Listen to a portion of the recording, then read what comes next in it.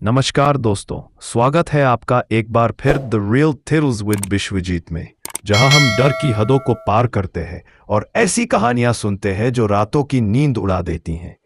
आज का एपिसोड बहुत ही खास और खौफनाक है क्योंकि आज हम बात करेंगे तिहाड़ जेल की भूतिया सच्चाई पर। और इस डरावनी चर्चा में हमारे साथ हैं एक खास मेहमान, फोरेंसिक साइकोलॉजिस्ट और paranormal expert doctor Sonia. Doctor Sonia, दोस्तों, स्वागत है आपका शो में। धन्यवाद विश्वजीत, बहुत खुशी है इस शो में आकर। तिहाड़ जेल की कहानियां सिर्फ किताबों में नहीं, रियल लाइफ में भी उतनी ही डरावनी है जितनी आपने सुनी होंगी। तो सबसे पहले चलिए थोड़ा सा जानते हैं तिहाड़ जेल की पृष्ठभूमि।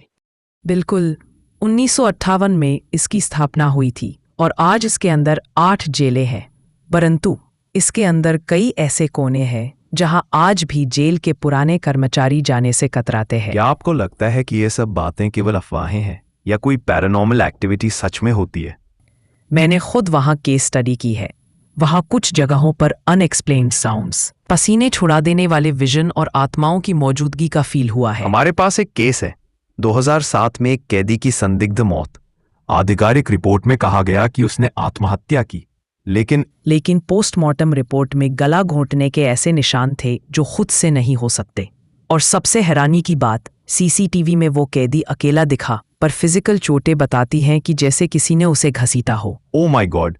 और क्या कोई उस रात कुछ अजीब देख पाया? रात की ड्यूटी पर मौजूद गार्ड ने बताया था कि उसे अचानक बर्फ जैसी ठंडक महसूस हुई और दीवारों पर किसी के हाथों की छाया दिखी जो इंसान की नहीं थी। तिहाड़ जेल के कुछ पुराने ब्लॉक्स से रात में अजीब अजीब चीखें आती हैं। क्या ये सब मानसिक भ्रम हो सकता है? कुछ हद तक ऐसा संभव है, लेकिन जब अलग अलग कैदी एक जैसी चीखें, साये और सपनों की बात करें, तब ये एक साइकोलॉजिकल इम्पैक्ट नहीं, पैरानॉर्मल सिग्नल लगते हैं। और ऐसे कई कैदी पागलखाने में शिफ्ट भी किए गए हैं, है ना? जी हाँ, और उनमें से कुछ ने एक जैसी बातें कही। काले कपड़ों में एक बूढ़ा आदमी हर रात आता है और कहता है, यह मेरी जेल है। क्या आपको ऐसे किसी गार्ड से बात करने का मौका मिला जिसने भूतिया अनुभव किया हो? जी हाँ, एक गार्ड ने बताया कि हर शनिवार रात को उसकी वॉकी टॉकी खुद ऑन हो जाती थी और उसमें से एक बच्ची की आवाज आती थी, मुझे बाहर निकालो। लेकिन वहां कोई बच्ची कैसे हो सकती है? यही सवाल सब पूछते हैं, पर अफसोस कोई जवाब नहीं। डॉक्टर सोनिया, हमने सुना है कि ब्लॉक 6 को सबसे ज्यादा भूतिया माना जाता है। क्यों? क्योंकि वहां एक समय पर एक साथ 4 कैदियों ने आत्महत्या कर ली थी, एक ही रात में। सबके चेहरे पर डर का भाव था, जैसे उन्होंने मौत से पहले कुछ बहुत भयानक देखा हो। और उस ब्लॉक को अब सिर्फ डंपिंग ग्राउंड के लिए यूज किया जाता है। और हाँ, कोई भी वहां अकेला नहीं जाना चाहता। वहां का टेम्परेचर बाकी जगहों से 5 डिग्री कम रहता है। अब सवाल उठता है, क्या ये सब सिर्फ दिमाग का खेल है? नहीं, दिमाग का खेल होता तो ये प्रभाव सिर्फ कुछ लोगों पर होता, लेकिन यहां तो पूरे स्टाफ ने इन घटनाओं को महसूस किया है। क्या कभी किसी आत्मा को कैमरे में रिकॉर्ड किया गया? एक बार एक लोकल डॉक्यूमेंट्री टीम को एक फुटेज मिला था।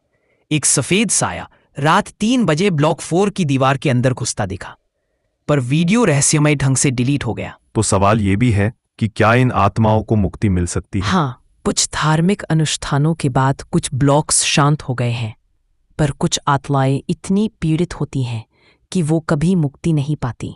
जैसे एक कैदी की आत्मा जिसने खुद को बेकसूर बताया और मरने के बाद भी न्याय की तलाश में भटक रहा है। तिहाड़ जेल सिर्फ एक कारावास नहीं, एक ऐसी जगह है जहां इतिहास, पीड़ा और अधूरी कहानियां आज भी दीवारों में बसती हैं। और डर, वो डर अब भी रात को वहां भटकता है। डॉक्टर सोनिया, इस खौफनाक बातचीत के लिए आपका बहुत बहुत धन्यवाद। मेरा भी धन्यवाद। और सभी दर्शकों को सलाह, डरे नहीं, समझें कि हर आत्मा की एक कहानी होती है। अगर आपको यह एपिसोड डरावना और दिलचस्प लगा तो वीडियो को लाइक करें, चैनल को सब्सक्राइब करें और कमेंट में बताएं क्या आपने कभी कोई पैरानॉर्मल अनुभव किया है। फिर मिलेंगे अगले एपिसोड में जहां डर हकीकत बन जाता है। जय हिंद, और रात को दरवाजा बंद रखिएगा।